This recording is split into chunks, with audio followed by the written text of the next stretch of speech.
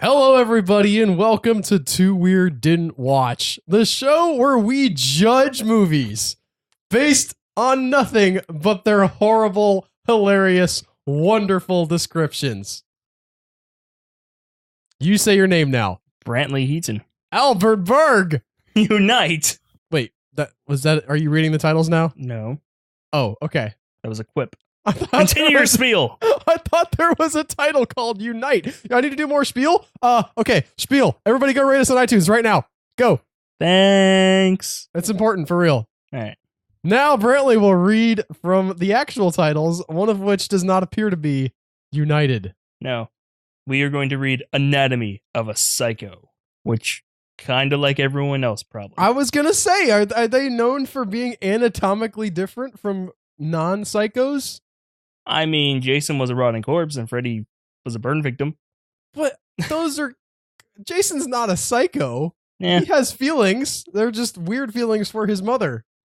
And about sex. That's because he's mentally 8. I'm just And saying, a like, retarded 8-year-old psychopathy man. is about... I realize that the writers of this might not have understood what psychopathy was, but it's about not having any care about other people's feelings. And this is about what makes them have that. Okay. A young man is despondent over the conviction and subsequent execution of his older brother. Presumably the psycho. All right. Having idolized his brother to the point of being an obsession, the young man cannot believe he was guilty, even though he was, and swears to avenge. Spoilers, guys. Just so you know, totally guilty. Telling you now, right now, he did it. Way to remove all the drama.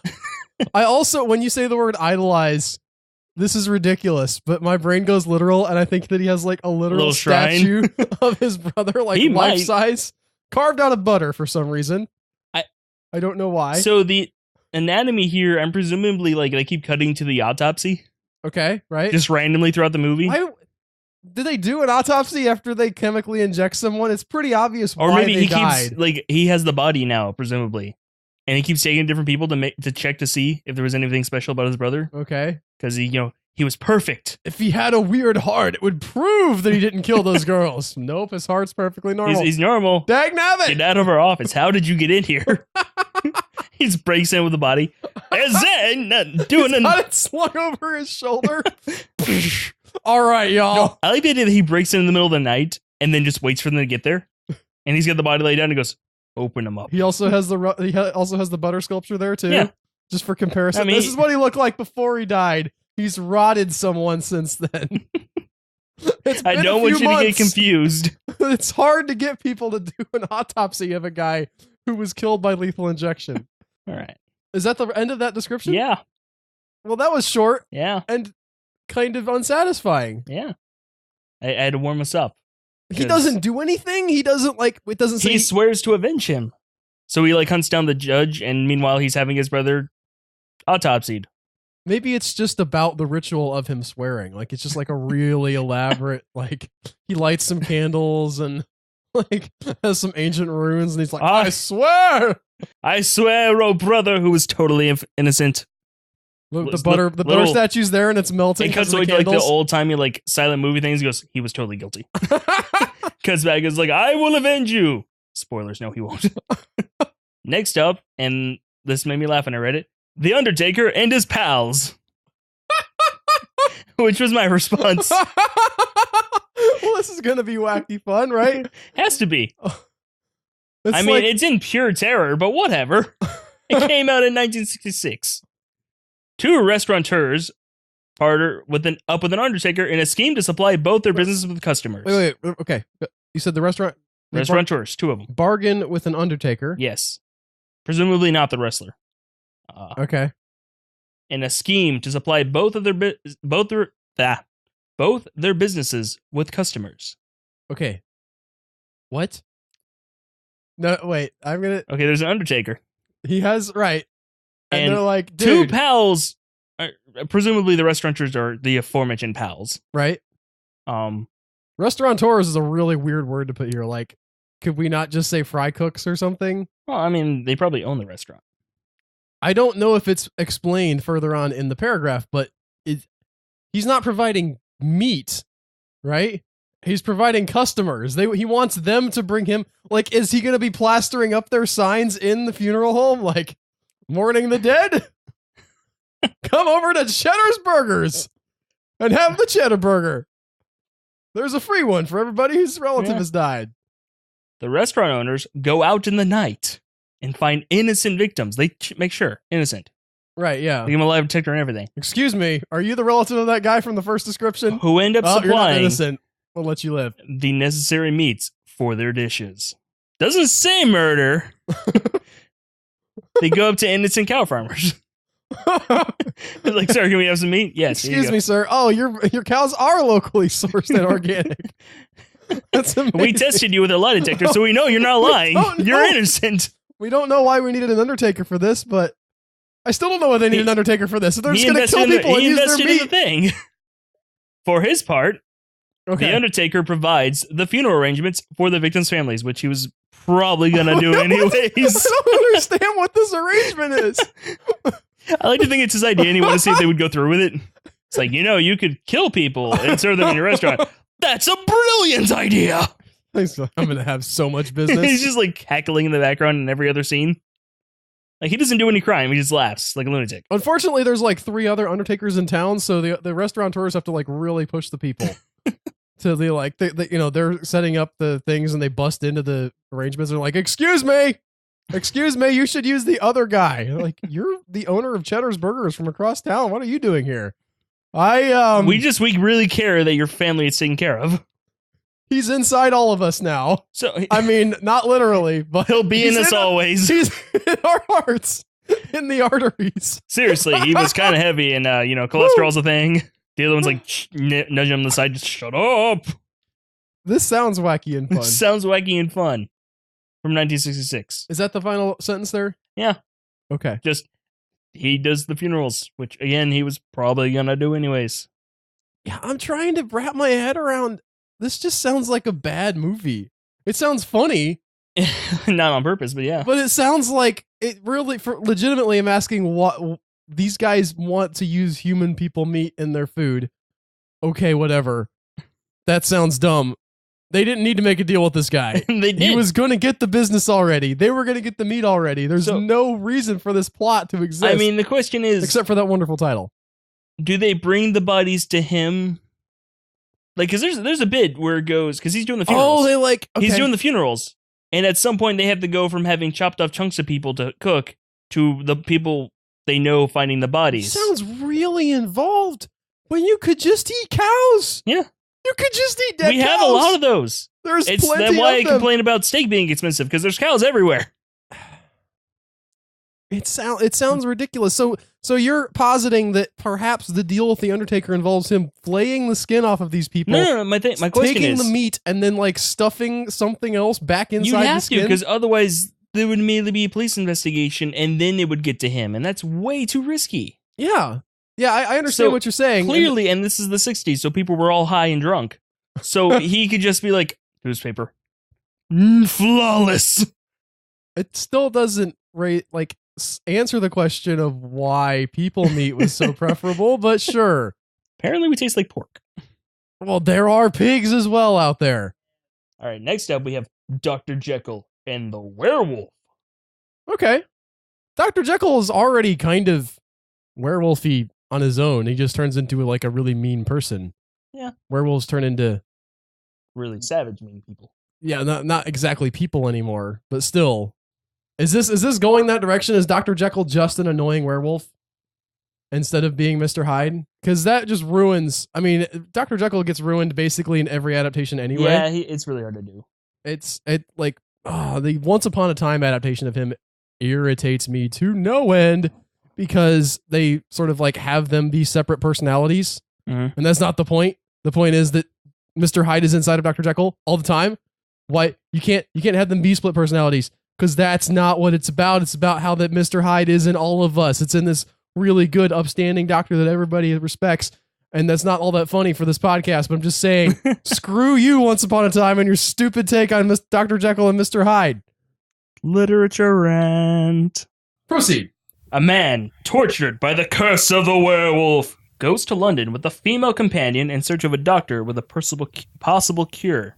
Gets on a boat with the lady to go to London, and he knows he's a werewolf. I don't know where you're getting both from, but yes. I'm assuming he doesn't get on a train. That seems unlikely to me. There needs to be more werewolf movies on trains. Werewolf on a train. Like, it's one of the ones that go, like, through Europe. Right. So they really can't leave the train because it's going too fast. They'll risk hurting themselves like on a mountain pass. They have a zombie movie about that right now. Yeah, but werewolves are more fun. Train to Busan. It's a Korean movie. Yeah. Where it's like a bullet train and the zombies get onto the bullet train and they're working their way up and the people have to run away from them. That zombie's on a plane on the ground. It looks pretty good. Well, anyway, let's get back to this werewolf guy who goes to London for some reason. Why did he go to London? In search of a doctor with a possible cure. Did they not have doctors in America? Is this like... We don't know where he's from. He could be from... Oh, okay. He's like from Nigeria Wales. or something. From Wales? That's where the original Wolfman takes place. Fine. The doctor turns out to be the grandson of the famous Dr. Jekyll. Mr. Hyde is probably spilling his seed all over the place. Makes sense. And the two men begin researching so he's a doctor too? Or is he assistant now? I'm assuming it's sort of a Frankenstein-Igor relationship. All right. You realize that wasn't actually a thing. It is a thing in the movies. Not in the originals. Igor was a dude who had his neck broken, played by Bela Lugosi. The Hunchback was named Fritz. Fun fact. Everybody, listen, if I say Dr. Frankenstein and Igor, everybody knows what I'm talking about. People also think... So that makes it a thing. People also think when you say Frankenstein, they think of the monster. And that makes it a thing also. So yeah, people are dumb. Shots fired! Bang, bang. And the two men begin researching a possible treatment involving the Mr. Hyde serum. Because this couldn't go wrong at all. No, the Mr. Hyde serum was lost. They couldn't replicate it because the impurities in the salt. Did they not read the book? Probably not. That was the whole point of the end of the book, was that he's like, man, I'd sure like to turn into... By the way, the serum turned into Hyde was like not the problem. It was the serum turned back into Dr. Jekyll. He lost the stuff to do that. And so he's just like all Mr. Hyde all the time, like desperately trying to turn back into Jekyll and not being able to do it because the supply that he got was tainted and he could not replicate it. Literature reference again. Spoilers. It's really depressing. When the lycanthropic man is injected with the serum, it causes a strange transformation in him that risks the safety of strangers and loved ones. He's already a werewolf. Yeah?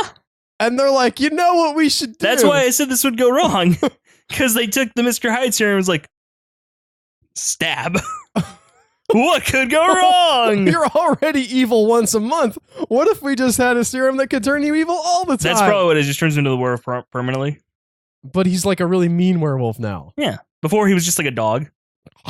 Like he played fetch and everything, but she's like, this is weird. And I kind of want him to just be a dude. And his female companion's like, I don't know. We don't know what the relation... Obviously, it's going to be, romantic. I'm assuming but from here, it could just be like a bud. Maybe. Which would be fun. Yeah, but that's way too progressive for basically any time. 1972? Yeah, basically any movie ever made up until this point. Pacific Rim. Yeah, they almost... Didn't they kiss at the end, though? No. They do a little headbutt thing, but that's it. Okay. Because they've been inside of each other's head, literally. It's a meta- so what you're saying is he was inside of her? Well, the whole movie's a marriage reference, or allegory. That's about how my marriage is. Yeah. Get each other's head, you can that sometimes causes problems, and you have to work together to get anything done. I got you. Yeah. And if you don't, one of you leaves. Admittedly more violently in that movie, but still. Who are the monsters in this marriage allegory? That's taxes. Okay. And that's very accurate. Yeah. Those are definitely some of the major... Let's tear the marriage apart. Yeah. You didn't think I was going to hold up. That's why you kept asking questions. Take that. Right. Marriage. Next up, we have The Oval Portrait, based upon a story by Edgar Allan Poe. This Civil War period film centers upon a young woman facing a struggle for her sanity. Common Edgar Allan Poe thing. He didn't usually write, like, all of his stories were usually centered on guys who were messed up by women. Yeah. Or about women. I don't know if there's any where the woman is the protagonist. There are some written to them, like the Kingdom by the Sea or whatever it is. Right? Things like that where it's written about women, but yeah, I don't think there's anywhere lady's the protagonist. So she's suffering from something attacking her sanity in the Civil War? She's facing a struggle for her sanity during the Civil War, so, a lot, because the Civil War was a messed up time. Okay, continue. A portrait created by an insane painter appears to contain the soul of the woman depicted in it, the painter's wife. So painting that has the wife of the painter's soul stuck in it, and it's apparently driving the original woman insane. So she's not the wife of the painter. Probably not. Okay. I'm thinking like the soul's trying to take over though, and so in my mind, like they start switching places. So she's like seeing herself in the painting now? Like that's how it works in my head. Okay. The young woman finds herself fighting off the portrait's spirit that wishes to escape from the painting by replacing the young woman's soul in her body and trapping her spirit in the portrait. Called it!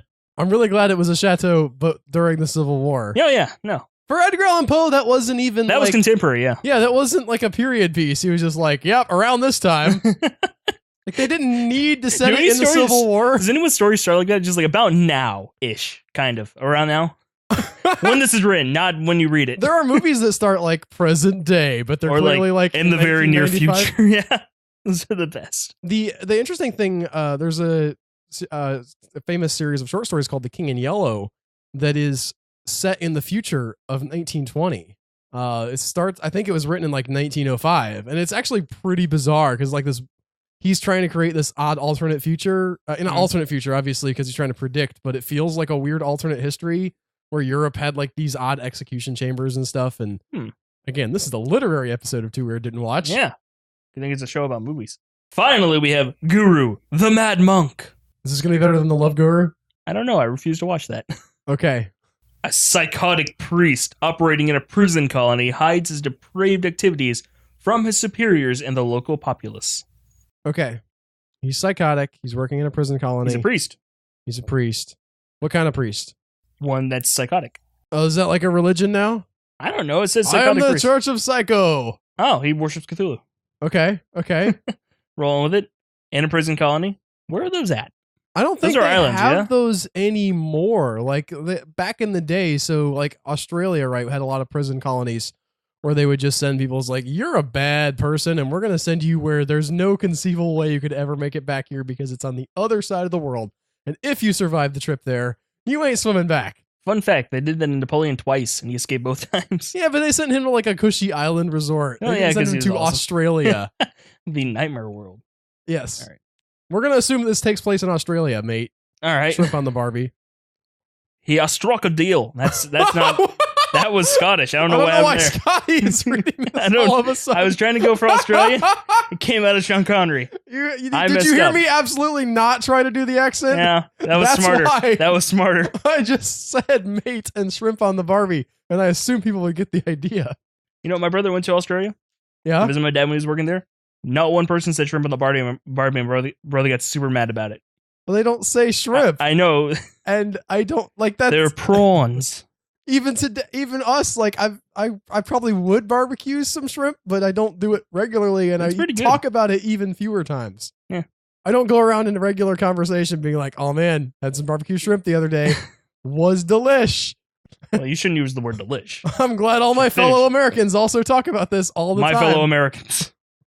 Anyways, back to the movie. How this segue into discussing Australia. He has struck deals with a vampiric head nun. What? He is. It is a cult. What? What? Sorry. That took me by surprise as I was reading it. Struck a deal with a vampiric head nun, a former lover of his, and also a mentally challenged hunchback because, of course, to get his evil plans completed. Is the vampiric head nun the mentally challenged hunchback? Are they the same person? Maybe she's a hunchback, mentally challenged, vampiric head nun that used to bang him. He's the worst kind of priest. You can't get consent from somebody who's mentally challenged. Come on. That's horrible. When a couple wishes to escape the macabre goings on out of the prison, why is a couple at a prison colony? I don't know. It sets in motion some terrifying actions by the priest.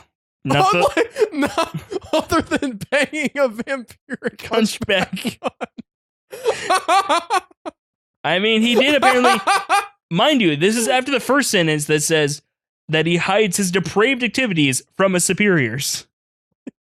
He's doing depraved things, then people want to leave, and it's like, Time to crank up the horror, y'all. How does it? Well, I mean, are we assuming that the depraved activities are dealing with the Hunchback Nun, or are there other depraved activities? You think he's got some side action? I mean, she's a former lover, so he stopped with her. I guess. Yeah, that makes sense. So he's got some side action going on. Maybe that's why she stopped. She's like, definitely. You're Is not this faithful. like a women's prison colony? Because that's sort of, I'm imagining there's sort of like a weird subset of movies where like they're sexually exploited nuns. Yeah. And I'm very much imagining like women in prison, nuns in prison, hunchback nuns in prison.